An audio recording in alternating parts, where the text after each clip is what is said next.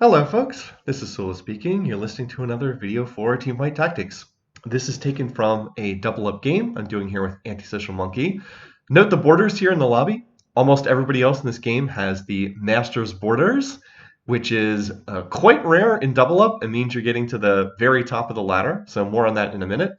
But this was a game that we ended up playing, and it just turned into an absolute nail-biter of a game and was a very, very entertaining one, so I'm happy to share this one with you.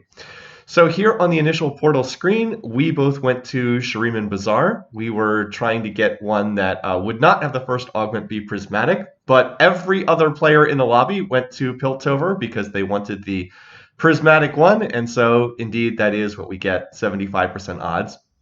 I've remarked over and over again that people seem to want the stuff that gives out the most loot. The player base, I mean, Riot knows their player base. That's so when they keep shoving more loot into the game, it's because that's what the players want. Okay, so as far as this game goes, I didn't have any immediate thoughts on what to play. Right up until this moment, a Karma pops out of the initial orb, and I was like, oh, I already have a Cassiopeia. I've got a Karma here. Seems like it might be a good game to play Invokers, and that is indeed the direction I'm going to go. Okay, so, excuse me. The other thing I wanted to mention here is the Masters borders. So as I said, we are largely hitting lobbies that are very heavy on Masters players right now in double up, and that is pretty uncommon because there just aren't that many people who play double up enough to reach this. In terms of the single player ladder, there's roughly about 10,000 people that are Masters by the end of the season. Obviously it's less than that at the start of the season, but we're pretty close to the end of the season here. By the end of the season, there's roughly about 10,000 people that make Masters in single player, but there's less than 1,000 in double up mode. In fact, there's only about, as I'm recording this, there's only about 650 people that are Masters in double up. So it's pretty exclusive, and we're actually getting relatively close to that point ourselves here on the ladder. So you're definitely hitting the top 1% of the player base, which means these games are very competitive. At the start of the set, we always get these very easy, relaxing double up games, so they're not really that challenging. But by the end of the set, when we're hitting the top of the ladder, the games are quite competitive, and I think that shows over the course of this one. Okay, so we're going to be playing an Invokers game here. The first augment is prismatic. That's not surprising here. So I'm going to check out my options, but ultimately I'm going to opt for the Vlad transfusion. Your units gain 50 health plus 5 health per plus 5 health per missing tactician health. That's your character. I'm going to get sent to Soraka from ASM, so that's very nice. That actually allows me to play 4 Invokers if I want. Although, since I have randomly hit this 2-star Renekton, I think it's actually better to play the 2-star Renekton for a little bit more frontline right now. I am playing here together with Antisocialmunky, and that means that he is going to be playing Kale Reroll because that is the only thing he plays. I'm kidding. He played Trist Reroll earlier in the set, but has been playing Kale Reroll pretty exclusively. He was kind enough to let me use some video footage that's been up on this channel, so you may have seen either the Trist reroll video that I did earlier or the more recent Kale reroll video. And those have, I think those have been some of the more popular TFT videos that I did. But he's very, very good at this. I actually watched a high elo streamer try to play Kale reroll, and I just comparing someone who does not know how to do that build to Antisocial, it was remarkable. I was like, wow, Antisocial's way better than this person who's like in Challenger but doesn't know how to play the build. He's actually much better than this person. His roll down is just so much faster because he's done it so many times. Anyway, just kind of amusing there. Okay, so he's going to be playing Kale reroll. I've already sent him a 1-star Kale, and I'm just trying to hold some of his units to see if I can help him hit some more of his units. So I want to hold Kale and Maokai and Poppy. Ideally, I'd hit one more Poppy and I could send him Poppy 2-star, but maybe I'll get 2 more Kales, maybe I'll get 2 more Maokais. We'll see. But we want to use those sends. He's already sent me the Soraka. I've already sent him a 1-star Kale in the hopes of getting that thing to cool down and then allow us to use it once again. Now, as far as Invokers go, Invokers tend to be pretty weak in the early game. It's a build that does better really in the mid game and then potentially in the late game if you can cap out the board correctly. But it tends to be pretty weak in the early game. So no, things are not going that great here. It's a little unfortunate that Darius survives with 20 HP. So yeah, these first couple rounds have not gone that well. And I think And then at this point, I'm going to grab another Galio. So I really would like to get the Galio on my board, but I feel like if I sell the Renekton, things are going to be even worse. That's because 4 Invokers is a big spike over 2 Invokers, and then 6 Invokers is an even bigger spike over that. Then I decided I would play the Galio over the Cassiopeia because I thought a little bit more frontline would be good. Now, here is the secret to playing Invokers. This is something I want to talk about in this game because this is a game where the Invokers board worked out pretty well in the end. The big secret is Invokers is a stall comp that wants lots of frontline. This is something that Grillo has been pushing with us, and he's had a lot of success playing Invokers boards. And that is that you want to emphasize defensive items when playing Invokers. The temptation would be, oh, Karma's the main carry. She's the big damage dealer in Invokers. Let's get lots of rods and get her like a jeweled gauntlet and an archangel staff and a death cap. And it's like, no, what you really want to do is you really want frontline that will just stand up in the fight and allow the Invokers to scale up and kill everything. So it's a little bit like the Bastion plus Aphelios comp that's been popular, and I'm going to do a video on that as well because I actually got some good footage of that from another double up game. But it's kind of like that comp because it's mostly you want to stall and just rely on having infinite frontline, and then allowing enough time for the Invokers to get all their mana and kill everything. Anyway, this is a disappointing carousel because we were really hoping to get a rod for Antisocialmunky because he needs a rod to make Rage Blade on Kale, and that was not there. And then look what's left for me. 2 swords. I was like, I don't want 2 swords. This is one of the items I can least use in this comp, but it's what I'm going to get. I have to take it on a Cassiopeia because Cassiopeia is an Invoker over the Kled. I realized that the Kled would have been 2 gold, and the Cassiopeia was only 1 gold. But I'm actually going to play Cassiopeia, so I thought it made more sense to take that. All right, anyway, so that is what I've done in terms of my itemization here. So I would have liked a defensive item. I don't get that. I get a sword, which is not very helpful here. But I was able to build the most important item when playing a Invokers board, and that is Ionic Spark. I actually built that as my very first item, but it is in fact the most important item for this comp to build. And that's because Ionic Spark will debuff the magic resistance on the enemy front line. Karma tends to fire at the front line. She does not tend to fire at the back line. She usually will shoot at the front line first. So you really need to debuff the magic resistance of the enemy front line, or else she's just going to waste the whole fight shooting at tanks and not dealing any damage. The difference between when you have Ionic Spark versus when you don't have Ionic Spark is pretty huge in these fights. So I'm not going to be able to win that fight there. That person took starter kit, so they already had a Shen on their board, which is pretty nice. But that is an augment that does not scale very well into the late game, whereas my augment does, the Vlad Transfusion. All right, so I'm going to get the send back. There goes the 2-star Maokai. That's going to help Antisocial make his board. Note that I've been suffering from pretty terrible econ here, and that's in part because I've been grabbing a lot of units for Antisocialmunky to play. I also think I decide I need to get up to 10 gold here. It's actually really important I get to 10 gold, so I'm going to sell the Renekton and move these items over to Galio. And then I guess I'll just put the... I probably should just play a second Galio here, honestly, but I just put the Cassiopeia on the board. So that's going to put me up to 5 Invokers, but every single unit is 1 star, so this is not going to be especially strong. I'm up against a Challenger board. Note this person already has double Challenger emblems. They pulled 2 Challenger emblems from the Tome of Traits.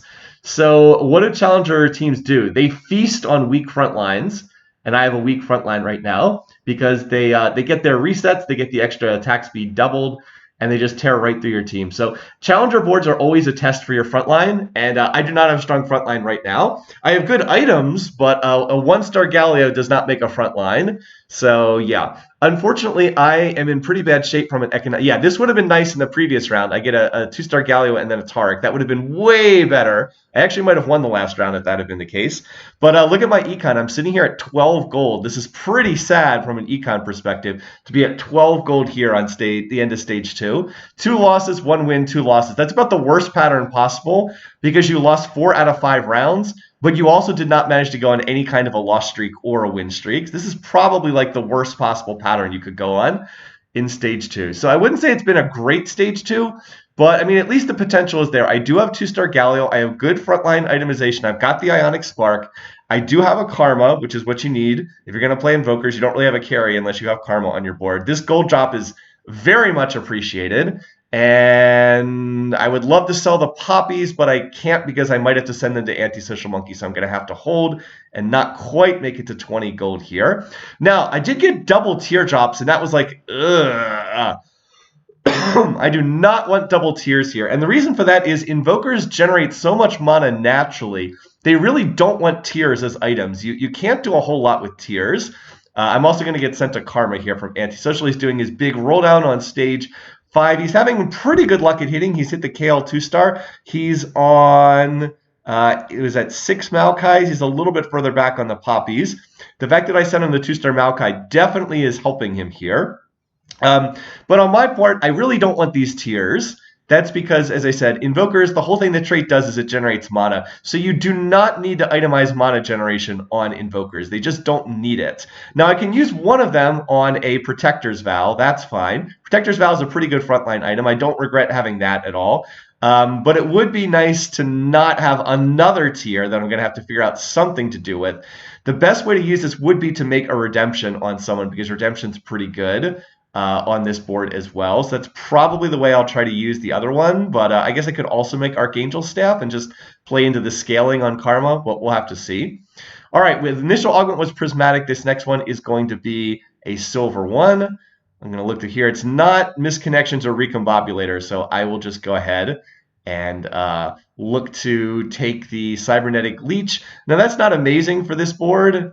This is not a board that particularly needs lifesteal, but it does give a little bit of extra health. And that's not bad. I think it was the best of the options I had available.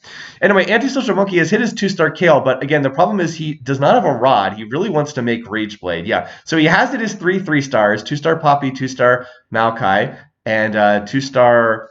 or 3-star Kale, 3-star Maokai, 3-star Poppy. So he's hit all his 3-stars. He did have to go pretty low on Econ. Biggest issue now is he needs items. He needs to get a rod for Kale really badly to make a Rage Blade. She is just so dependent on that one item. Her effectiveness is going to be much less if she does not have that. So I have sacrificed a fair bit of Econ to help Antisocial Monkey meet his board. We're on stage 3-2. I'm still only level 5. I opted not to go to level 6 here because I really didn't have anything to put in. I guess I could put in another Karma, or I could put in the 1-star Lysandra, but neither one's going to do that much for my board. So I've opted to stay here. This person who's playing 6 Noxus probably would have beaten me anyway, but oof, it's a little unfortunate that Kled's on 14 HP and didn't die there. So my board's not in especially amazing shape here. I'm hoping that I can find one more Karma for the Karma 2-star. That would be a big help. And then now that I've got a lot of frontline items, I would like to start looking for some Karma items. It is important to build out the backline, or build out the front line first, as I talked about, but I already have a 2-star Galio with Ionic Spark and a Protector's Vow. So I think I'm okay on frontline for the moment. And yeah, look, I'm still not going to level 6 because there's not that much I would really benefit from there. Just going to continue to hold here at level 5, but you can see it's very much a low econ game. I've not been able to go on any kind of win streak or loss streak, and I've had to spend a fair amount of gold holding additional units on my bench to try and help Antisocial make his board. So that between the fact that I've just alternated win-loss without any kind of a streak, and I had to hold all those units early, it really has cut into my econ pretty fierce. But again, it's a double-up game, so it is worthwhile to do this. The kill board is very strong if Antisocial can hit everything, so helping him make his 3-stars is absolutely worthwhile to do. Anyway, this board is relying on that 2-star Renekton with the Gargoyles to tank, so that's going to hold up for a while. Note that the Galio is holding up for a long time too, so I am getting a decent amount of frontline here. Just need a little bit more damage to come through here. Yeah, Karma's doing a pretty good job even with no items, and then Antisocial's going to not quite make it in time, so that's not such a bad loss. So number of players playing level up here in the lobby. Okay, so now note that there is a rod here, but Antisocial's actually dropped all the way to last pick because he's been winning some of these rounds. So I was like, oof, he needs that rod so badly. I think I have to hold and let him, I think I have to hold that rod and not take it so that he can grab it if it's still there. So I hold off on taking the rod, but oof, it gets taken. I was like, really would have liked to have taken that rod for myself. Probably would have made like a Gunblade for, Karma, but okay. Instead, I took a cloak, another defensive item. I mean, it's playable, certainly. It will help to make my front line a little bit tankier, but I definitely could have made use of that rod there. Anyway, I'm going to take component anvil here. I was hoping for a rod. There is no rod, so out of these options, I was like, I'm going to take the cloak and make a gargoyles. That'll make my units super tanky against magic damage. Not as much against physical damage, but really tanky against magic damage. And then I think I belatedly leveled a 6 here, I think, just so I can play another unit. And I put in the Lysandra. Maybe I should have just played another Karma here. I actually think that would have been better, just to play an additional Karma and have another source of damage. But oh well, in retrospect. I really need to find a Shen so I can get up to 6 Invokers. But again, my econ is just really not good. Even after delaying so long hitting level 6, I'm still only 42 gold here, so I still do not have that much. I'm basically just relying on Galio being really tanky right now, and him holding in there. So yeah, Antisocial Monkey was not able to get the rod that he wanted, unfortunately. So Kale still does not have a Rage Blade. I'm up against someone who's playing, I guess they have a Shadow Owl's emblem. Oh, this is the person who took starter kit, yeah. And then they ended up, how did they get a Shadow Owl's emblem? I guess they got a Tome of Traits somewhere. Maybe that just popped from the minion round, I guess. I would have liked a Tome of Traits from the minion round. Anyway, at least Antisocial is win streaking at the moment, which he needs to recover his own econ, because of course he had to roll down a lot in order to hit his 3 stars, as usual. All right, so I have the option to send him things. He's going to take the component anvil. Again, he's looking desperately for a rod to make his Rage Blade. Is he going to get that? And the answer is no. There is no rod available again. So once again, still not able to get a Rage Blade. He will take another bow, but not having Rage Blades for Kale is really rough. She just needs that so bad.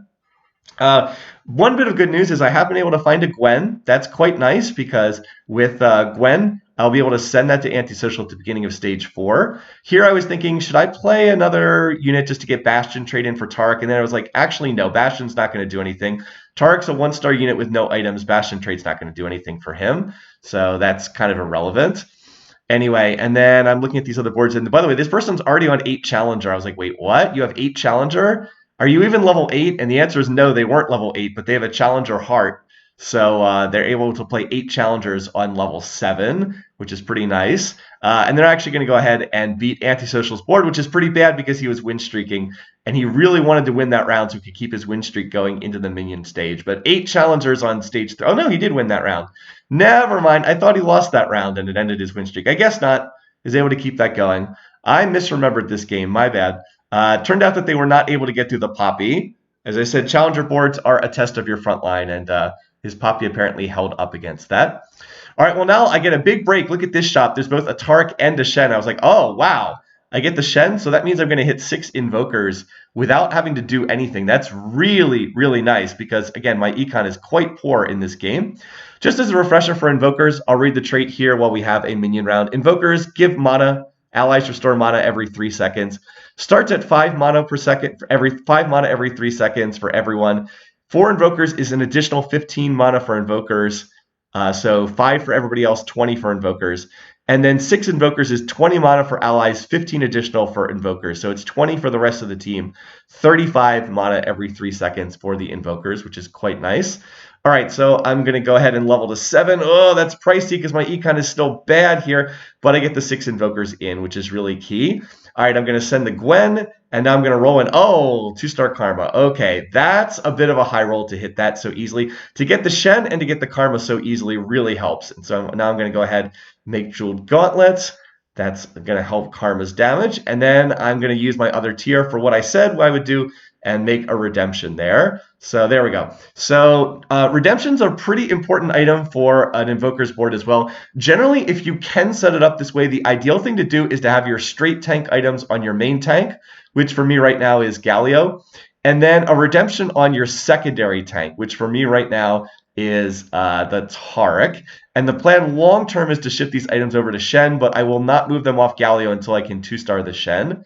Okay, yeah, and I hit the 8 Challengers board, and they kind of bowled me over in that round. And this is the round I was thinking of where Antisocial lost his win streak. I knew he had lost it because he said he really needed to win streak, and unfortunately it came to an end. But yeah, my front line was not strong enough to hang it against the 8 Challengers board.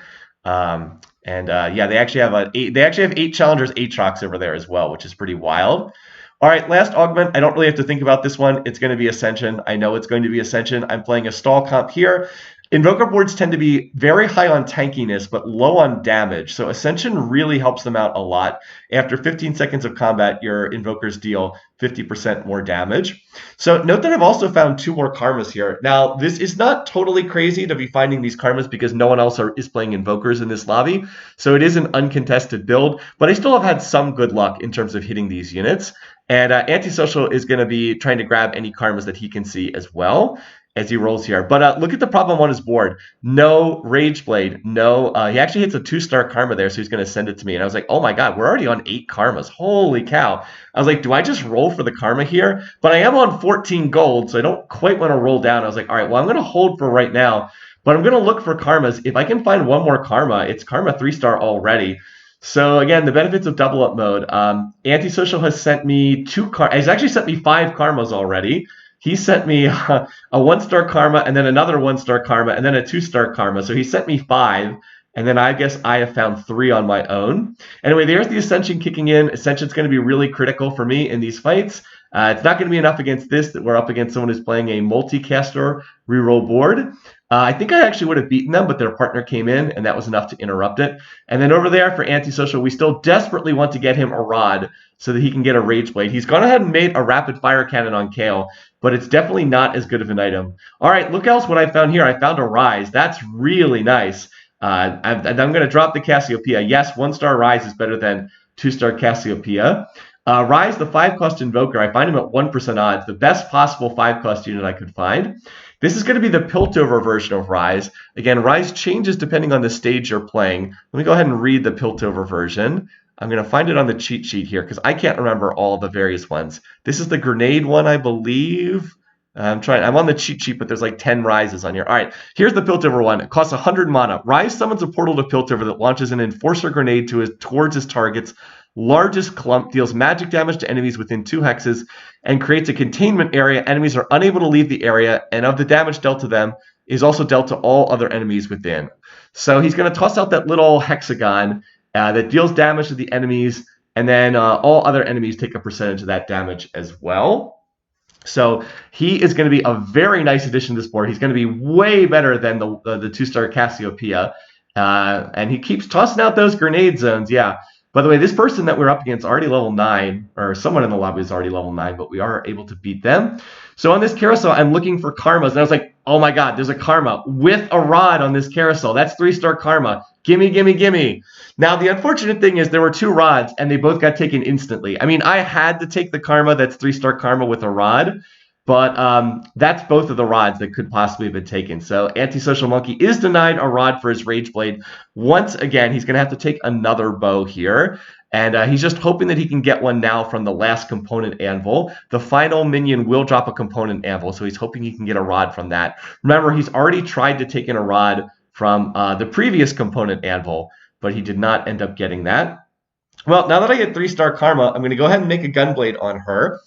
And out of that, now I just need to go to level 8 so I can play one more unit. Ideally, the last unit in on this board is Ari, because Ari will put Ionia in play. Also makes Sork trait as well. It gives you another damage dealer. But the main thing is to get Ionia trait in for Shen so that he will get additional tankiness.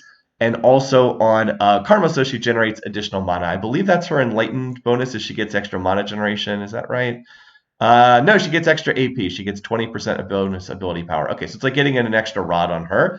But yeah, Ari would be ideal. But if I can get to level 8, I can just play another unit, and it should be an Ionia unit. Ideally the Ari, but of course that's another legendary unit. So I'm really dependent on the Ascension right now. The goal is just have that front line stand up there and tank, make it so the enemy team can't get through it. This team deals magic damage, and with my Dragon's Claw on Galileo, I'm very tanky against magic damage. I'm considerably weaker against physical damage, but I'm very, very tanky against magic damage. Karma deals damage, and her Gunblade heals the front line. Soraka heals the front line. Redemption heals the front line. I have Targon trait in, so I get additional healing as well. And yeah, it just make the front line really, really tanky and hard to kill. Probably one of my worst matchups is that 8 Challenger team because they're all physical damage. Also, that team has a Sunfire.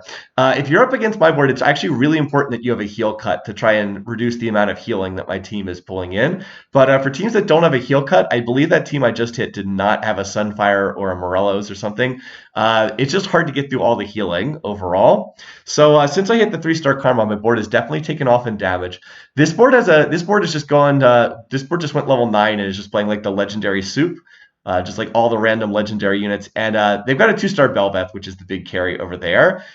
Shield, was it Guard Breaker, Shield Breaker, plus a Edge of Night, and then a Rapid Fire Cannon. That's a very strong unit. Don't know if Karma can actually kill that thing, but hopefully she can kill everything else.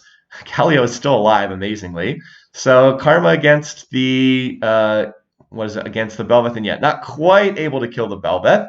That unit is just a little too strong. Karma did 13,000 damage, but still a little bit too weak to make it through that. So this is turning into a pretty tight lobby: 12 HP, 21 HP, 28 HP, and then that one team that's win streaking on 53 HP. But yeah, everybody's still in this. And now we're just praying that Antisocialmunky again can pull a rod from his component anvil so he can make at least one Rage Blade on Kale. She really wants double Rage Blade, but if he really needs at least one, or else Kale's going to be severely gimped. He's actually made double, actually had to make double Rapid Fire Cannons, which is not what you want when you're playing that. I also have a Lesser Champion Duplicator, which is kind of interesting, but I've already 3-starred Karma, so I don't really need to use that on anything else. There's a Cassante, but I don't know that I can really use that. All right, so I'm going to go ahead and make a Shroud of Stillness. Always love making Shroud. That item's going to be taken out in the upcoming set, which is kind of sad. I'm disappointed that they're going to take that out. Anyway, I was going to maybe play Cassante, but then I was like, I need that gold to level. And you know what, Jin, you make Ionia trait. You can get in here. Go ahead and make that. And then I have this Lesser Champion Duplicator. Remember, it's a Lesser Champion Duplicator. I'm not close to Taric 3-star. I'm not close to Galio 3-star. Let's just use it to make Lysandra 2-star. Might as well. I want to make sure I get some use out of that. All right, here's the Challenger board. So again, this is the test of my front line. Can the front line hold up long enough against this Challenger board? Challenger boards are very fragile, remember, but they deal an awful lot of damage, and they want to get kills so they can start resetting. Karma's doing a pretty good job of killing the back line, along with the help from Rise back there. All right, can we finish off this Kaisa? Yes. So challenge accepted. Frontline was able to hold up long enough there. I am still looking for another item on Karma here. So remember, I only have 2 out of 3 items. I would love to get like a Death Cap on her or an Archangel's. Just something that gives her more AP would be really helpful so she just deals more damage. All right, so I get the chance to get an item from Antisocialmunky. And I end up taking a Thief's Glove. I decided I would get this for Rise. I did also have the option to get 3 components, and in retrospect, maybe I should have taken the 3 components because I do still need to get an item on Karma.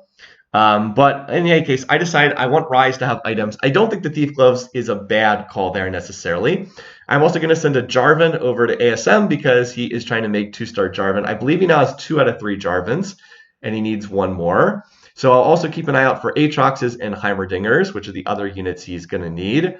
All right, so we've got a 6 Shadow Isles board that we could potentially be up against. And yeah, he had to make double. He was not able to get a Rage Blade for Kale. He ended up having to make Giant Slayer and double Rapid Fire Cannons, which, you know, is not terrible, but is definitely not as good. And his Kale was nowhere near as effective in this game as it normally is, because she just doesn't have that scaling power that she ordinarily has. All right, I'm up against the Multicaster reroll board here. This is typically a really, really strong board, but remember, I have that Dragon's Claw on my front line, so I'm actually holding up better against the Teemo Mushrooms than you would think. The Galio is actually still alive, and Karma's still alive, and Rise is still hanging in there too, so I'm actually going to go ahead and beat this board, which was on a big win streak in the lobby. And then I'm going to be able to get over here. And can we get over here in time to win? Yes, we do. And I'm going to knock that team down to 1 HP. So, yeah, apparently just having that really strong tankiness is great. All right, so I unfortunately do not have enough gold to get the 3 components of the Ornn item. I felt bad about this, but I just didn't have enough gold for it. So we're just going to have to take either the component anvil or the Reforger and 5 gold. And so we end up with the component anvil, but that's not really going to do much for Antisocial. He's just going to get like a component that makes half an item, which is not really going to do a whole lot for him, unfortunately. He does have the send up, so he can look to send me something. And I believe he finds an Ari in his store on either this round or the next round. which is going to be really good for me so that I can take out the Jin and then replace with Ari. I can't remember if it's this round or next round. I probably shouldn't have gotten ahead of what's happening in the video here, but I think it's the next round where he finds that. So yeah, I'm just still playing Jin because I literally have no money here. If I had more money, I would probably just buy the Aphelios and play it over the Jin for 3 Targon. I think that would definitely be better than just getting Ionia in with a 1-cost 1-star Jin. But yeah, anyway, I'm up against the 6 Shadow Isles board here. 6 Shadow Isles is really strong, but again, most of the damage on this board is magic. Callista deals true damage, but most of the other damage is magic. So yeah, we're actually able to win and beat this board before their partner can come in and then get over to the other board here. Again, note that Kale, she's trying so hard, but without the Rage Blade, she just doesn't do that much damage. By the way, we probably would have won that fight, except that Karma appeared in the dead center of the board for some unknown reason. Not sure why she appeared there. The reinforcing mechanic's always a little bit wacky in double up mode. So we're on stage 5 carousel. Every single team is still alive. It's actually pretty rare for all 4 teams to still be alive at this point in time in double up mode. So I'm like, I guess I'm going to get the very last pick here. Antisocial's able to get a Bramble for one of his frontliners. There's not really a Karma item here, which is a little bit disappointing. Would have taken the Protector's Vow and doubled up on that. That's not available, so instead I'll just take the Locket. And I do have 3 frontliners, so this is not a terrible item. Locket was reworked so that it only affects 3 units instead of 5, but I'm only playing 3 frontliners, and I'm playing them all next to each other anyway, so more shielding, that's not bad. And then there we go, there's the Ari, as I said, a little bit sooner. By the way, I should reposition Rise so my backline gets to take advantage of these Lockets. But I'm just going to keep rolling here. There's not that much more for me to find. I'm still mostly just looking for Shen here, the unit that would be most helpful for me. Anyway, I'm against the 1 HP team, so if I win, I can knock them out of the lobby, which would be pretty nice. I'm just going to try to shift to get a slightly better Shroud of Stillness, but you know, that Locket for last pick is actually not that bad. A little bit of extra shielding is you know, not enormous, but I do have Targon trait, so the benefit is increased, and additional shielding is not bad. This is a 6 Noxus board with 3-star Darius, but it seems to be pretty toothless, honestly. This board kind of didn't do anything. I think it just spent the whole fight having Darius try to cut his way through Taric and not have any success whatsoever. So I'm going to win with like my entire board still intact, and we're going to race over here. And this is the legendary soup board with the 2-star Belveth. Do we have enough to cut through that Belveth? Karma, Rise, do you got this? Looks like we do. So going to knock that team down to, 8 HP, and we're actually the top HP in the lobby now, remarkably. We were pretty low on health earlier, but I'm on a pretty nice win streak here, 4-match winning streak. When I was able to get the 6 Invokers in with the 3-star Karma, the board did kind of start taking off. I'm still picking up the Gallios because if I can find 2-star Shen, I will try to sell Gallio and replace with Shen, so I would like to have a replacement Gallio. Since somebody was knocked out of the lobby, now we can hit a whole bunch of different teams, so I'm trying to see where I can position this Shroud the best. I think just dead center. Hard to predict with this many teams, and it looks like I have multicaster reroll here. The Teemo 4-star, the Talia 3-star, and Swain 3-star over there. So I did beat this board the last time I was up against it.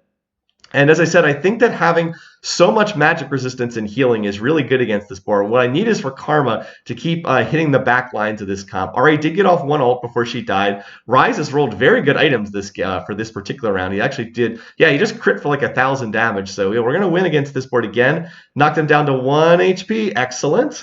Get them down to 1 HP.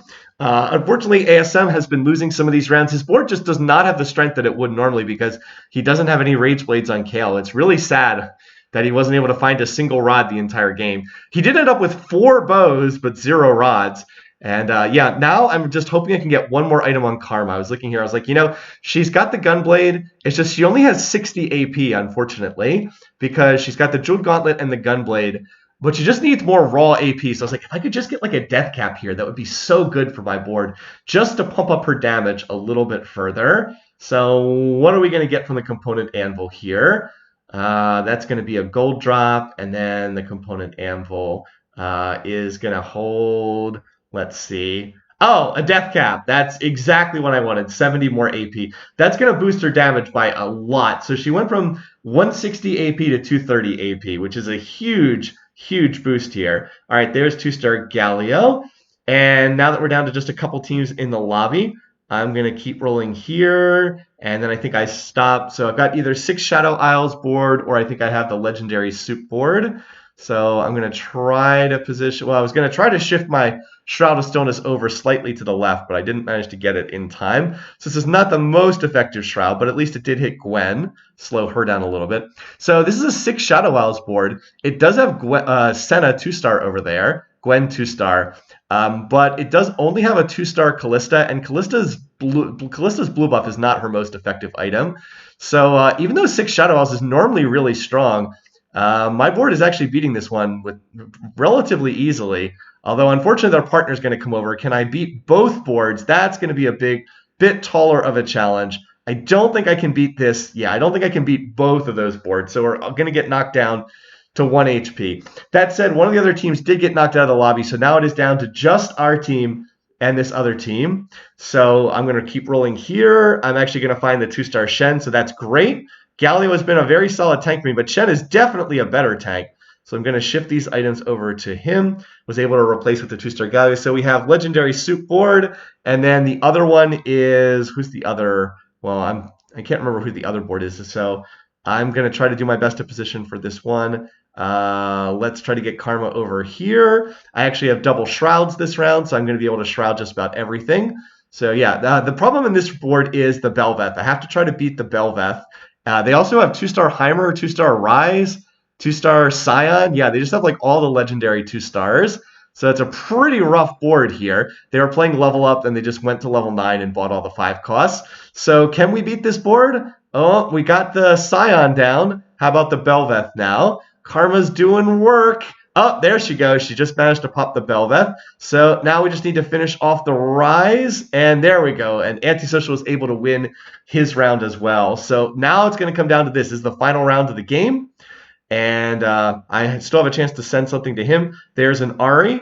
And, oh, well, I can get Ari 2-star if I sell this. So it doesn't look like I'm going to be able to use this send for Antisocial Monkey. But having the extra Ari should be nice. All right, it's 6 Shadow Isles. So I've got to try to beat the 6 Shadow Isles board.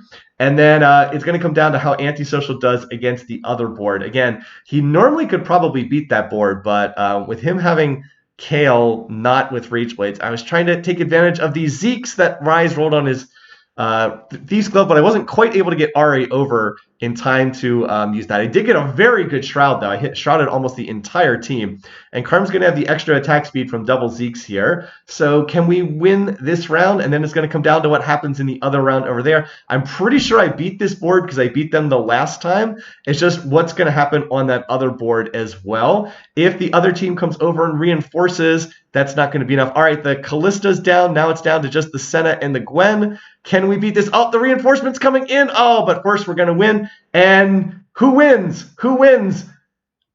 Apparently it's us. So I'm not exactly sure how that tiebreaker was done. I think we both had exactly the same amount of health at the end of that match. But apparently we were the winners. So, yeah, I think it was -8 to -8 on health, but we win the tiebreaker. We take the first place, and that was a nail-biter of a lobby right there. So kudos to Antisocial Monkey for hanging in there, sending me so many karmas, and allowing me to make my board. Anyway, thanks for watching. Thanks for listening. Hope you enjoyed this one. Until next time, take care, folks.